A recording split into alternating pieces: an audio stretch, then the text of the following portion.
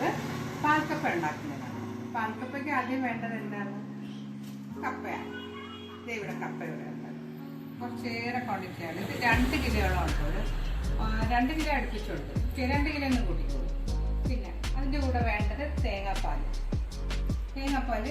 ഒന്നാം പാൽ ഒരു 2.5 ഗ്ലാസ് ഒന്നാം പാൽ ഞാൻ ചേർക്കണം. പിന്നെ ഒരു 2 ഗ്ലാസ് രണ്ടാം പാൽ. 2 വലിയ പച്ച തേങ്ങ, 2 വലിയ പച്ച തേങ്ങയുടെ പാലാണ് ഞാൻ എടുത്തിരിക്കുന്നത്. അതിലിപ്പോൾ ഒന്നുകൂടെ ഞാൻ പറയാം. 2.5 ഗ്ലാസ് ഒന്നാം പാലും 2 ഗ്ലാസ് രണ്ടാം പാൽ. ഓക്കെ, അതിൻ്റെ കൂടെ വേണ്ട ചേരുവകൾ ഞാൻ പറഞ്ഞുതരാം.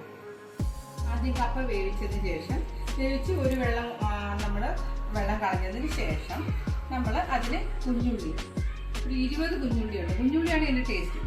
20 കുഞ്ഞുള്ളി, ഒരു 3-4 വെളുത്തുള്ളി, പിന്നെ 2-3 പച്ചമുളക്. ഇത് എരിവുള്ള പച്ചമുളക് ആയതുകൊണ്ടാണ് ഞാൻ 3 പച്ചമുളക് എടുത്തത്. സാധാ പച്ചമുളകാണെങ്കിൽ 4-5-6 എടുക്കാം. സാധാ പച്ചമുളക്. പിന്നെ എരിവ് അനുസരിച്ച് കൂട്ടുകയും കുറയ്ക്കുകയും ചെയ്യാം. ഞാനൊരു ഉദ്ദേശം പറഞ്ഞതാണ്. 2 കിലോ കപ്പയ്ക്ക് ഒരു 5-6 പച്ചമുളക് ഇടാം. അതിൻ്റെ കൂടെ കറിവേപ്പില. അപ്പോൾ ഈ 20 കുഞ്ഞുള്ളിയും കറിവേപ്പിലയും ഈ പച്ചമുളകും ഈ വെളുത്തുള്ളിയും ചതച്ചിട്ട് ഈ കപ്പയിൽ ഇടണം.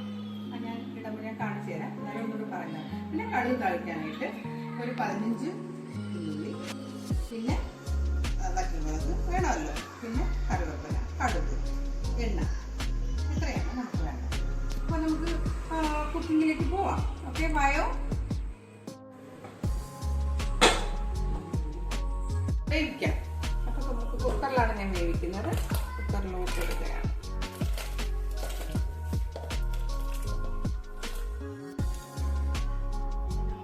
ഓക്കെ, ഞാനൊരു 1.5 സ്പൂൺ ഉപ്പും കൂടെ ഇട്ടാണ് വേവിക്കുന്നത്. ഓക്കെ, ഞാൻ അടുപ്പിട്ട് അടച്ചു. ഇനി കുക്കർ ഒരു 2 വിസിൽ കേൾക്കുമ്പോഴത്തേക്ക് നമുക്ക് ഓഫ് ചെയ്യാം. നല്ലോണം വേവുന്ന കപ്പയാണ്. അപ്പോൾ 2 വിസിൽ മതി. ഞാൻ കുക്കറിലാണ് വേവിക്കുന്നത്. നിങ്ങൾക്ക് ഇഷ്ടമുണ്ടെങ്കിൽ വേറെ പാത്രത്തിൽ വേവിക്കാവുന്നതാണ്. ഞാൻ കുക്കറിൽ വേവിച്ചിട്ട് വെള്ളം കുറച്ച് വറുത്ത് കളയാം. ഓക്കെ, നമുക്കിത് അതുവരെ വെയിറ്റ് ചെയ്യാം. ചതയ്ക്കുകയാണ് കേട്ടോ. അപ്പോൾ വേവുമ്പോഴത്തേക്കും നമുക്കിത് ചതയ്ക്കാം.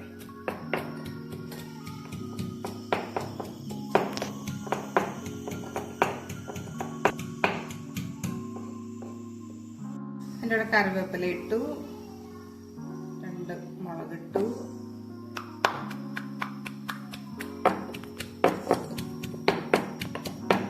ഓക്കെ. ഞാൻ ചതച്ച് കൊണ്ടുവന്ന് വെച്ചിട്ടുണ്ട്. മുളക്, ഉള്ളി, വെളുത്തുള്ളി, കറിവേപ്പില ഇതെല്ലാം ചതച്ച് വെച്ചിട്ടുണ്ട്.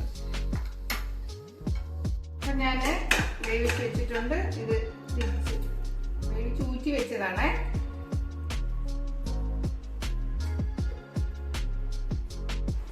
ഇതിൽ ചതച്ചത് മുളക്, വെളുത്തുള്ളി, കറിവേപ്പില ഇത്രയും ഇത് ചേർക്കുകയാണ്.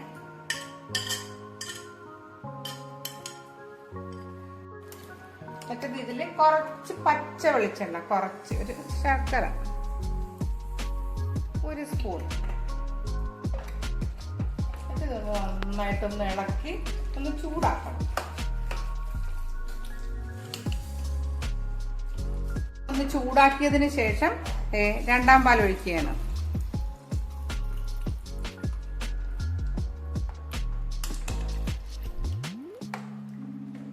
രണ്ടാം പാൽ ഒഴിച്ച് ഒന്ന് തിളച്ച് ഒന്ന് കുറുകണം. അതിൽ കിടന്ന് കപ്പ കുറുകണം.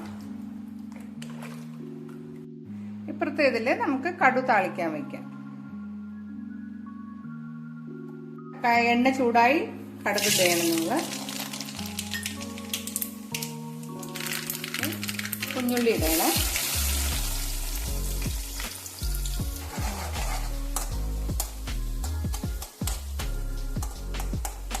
ഇതൊന്ന് മൂത്ത് വരട്ടെ. ഇത് ഉള്ളി മൂത്ത് തുടങ്ങി. വറ്റൽമുളകിട്ട്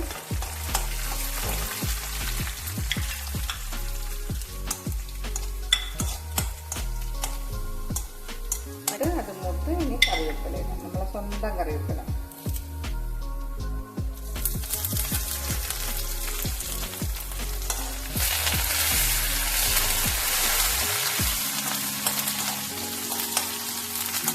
പാകമായി നമുക്ക് തീ ഓഫ് ചെയ്യാം.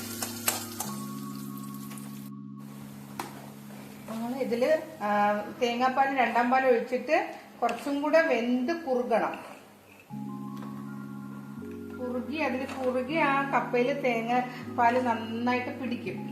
അപ്പോഴും നമുക്ക് ഉപ്പ് ആവശ്യം ഉണ്ടെങ്കിൽ ഇടുക. ഞാനിട്ട ഉപ്പ് കറക്റ്റ് ആയിരുന്നു. ആവശ്യമുണ്ടെങ്കിൽ ഇടുക. ഇത് നന്നായിട്ട് കുറുകും. നല്ല കുറുകി വരുമ്പോഴാണ് നമ്മൾ 1-ാം പാൽ ഒഴിക്കേണ്ടത്. ഇനി 1-ാം പാൽ ഒഴിക്കുക. ഇതിനി നന്നായിട്ട് കുറുകി അതിലിരുന്ന് ഓഫ് ആകുമ്പോഴത്തേക്ക് നന്നായിട്ട് കുറുകും. പാൽക്കപ്പയുടെ പ്രത്യേകത എന്ന് വെച്ചാൽ പാൽക്കപ്പ നല്ല അഴവുമായിട്ടിരിക്കും, കുറുകിയിരിക്കും. നമ്മൾ ഉരുളക്കിഴങ്ങ് കറി പോലെയൊക്കെ ഇരിക്കും, പക്ഷെ ടേസ്റ്റ് വ്യത്യാസമാണ്. പിന്നെ ഇതിന്റെ ഒരു പ്രത്യേകത മഞ്ഞൾപ്പൊടി ഇടത്തില്ല, ജീരകം ഉപയോഗിക്കത്തില്ല. പച്ചമുളകും ഉള്ളിയും കറിവേപ്പിലയും മാത്രമേ ചേർക്കുള്ളൂ. ഈ കടുക് തളിച്ചതും കൂടെ നമ്മൾ ഇതിന്റെ മീതെ ഒഴിക്കുകയാണ്.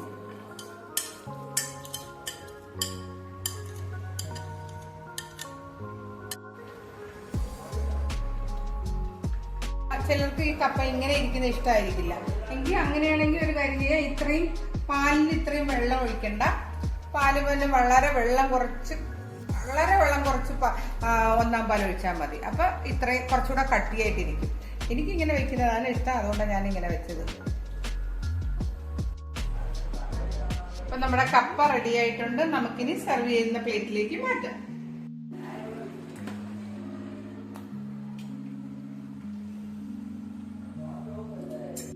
ഞാനിവിടെ ഒരു കഷ്ണം മീൻകറിയും കൂടെ എടുക്കുകയാണ് കേട്ടോ.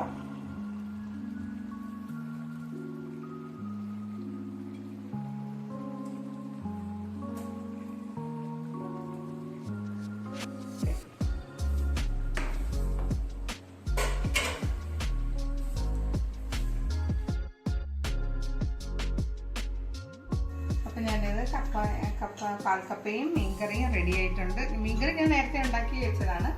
ഞാനൊന്ന് കഴിച്ചു നോക്കട്ടെ. ചൂടുണ്ട്.